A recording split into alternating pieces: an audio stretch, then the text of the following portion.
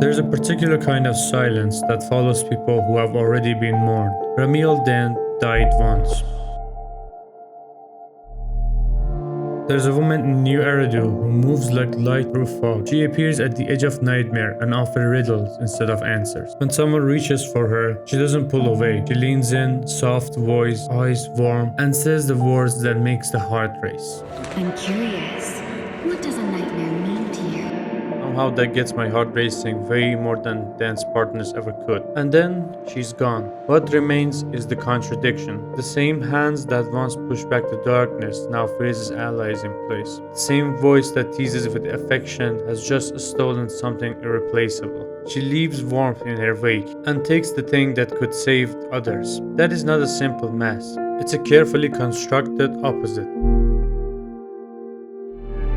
A century ago, she was Lieutenant Colonel Dan of the Guard of Staves, one of the first 7 to be called a voidhunter. She stood beside Bellaria White and helped drive the Dark Vault back when everything seemed lost. Then came the experiment, Project Sunkeeper. They promised to free the old heroes from the burden of their weapon by fusing them with their weapons. Instead of release, it turned them into monsters, and Remielle was forced to do what no comrade should ever have to do.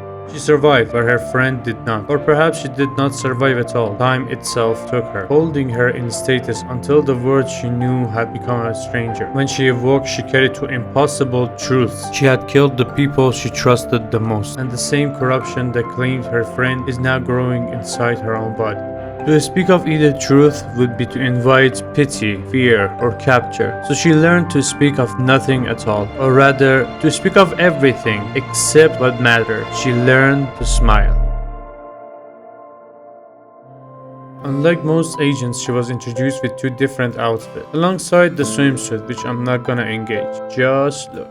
Wow. White demonstrates her silhouette, the color of purity, of angels who never fall. It is the color of a hero who once saved a city. The black is always present though. It rests beneath the wings, it clings to the metal essence, and fully emerges in the form she adapts when she must stop performing. Rather than concealing the split inside her, the design makes it visible. She could fly, yet she rarely does. To take to the air would risk disordering the pristine feathers she used to sustain the illusion of something pure and weightless. And then there's the knife, not a grand weapon, but a personal one, etched with the words Stelar, Spei, Star of Hope. She carries the idea of hope in her hands like a secret she cannot afford to lose, even as everything inside her threatens to extinguish it. The visual language is not decoration, it's a confession written in colors and shapes.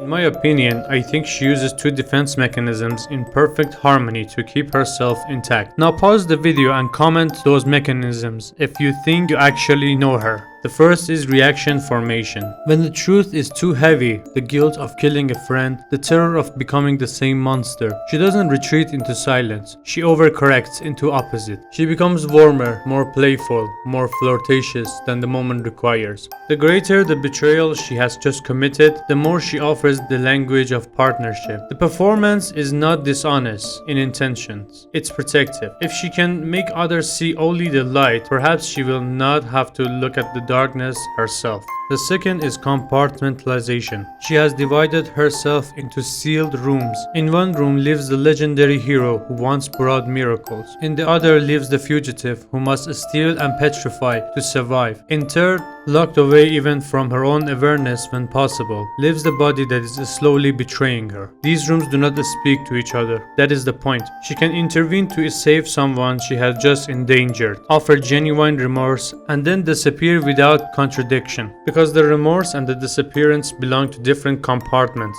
She can wear a mascot costume and delight in being cute, while her wings carry the memory of the woman she was forced to end. The smile never waves because it is kept from knowing what the wings remember.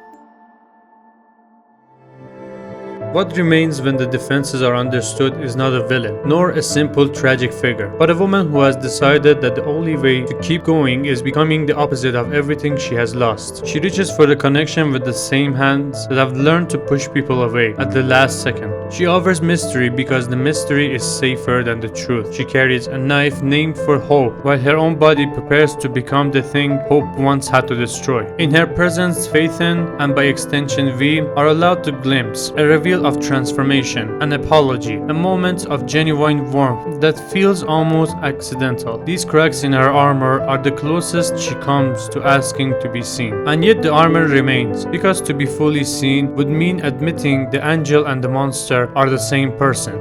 Remielle Dan doesn't lie. She lies to the part of herself that still believes anyone could love what she has become. If you enjoy this type of content, make sure to like and subscribe, and leave a comment of what you think about our new angel and what agent should I cover next. As for the closing line, the light she carries may be fractured, but it still reaches towards the stars. Till next time.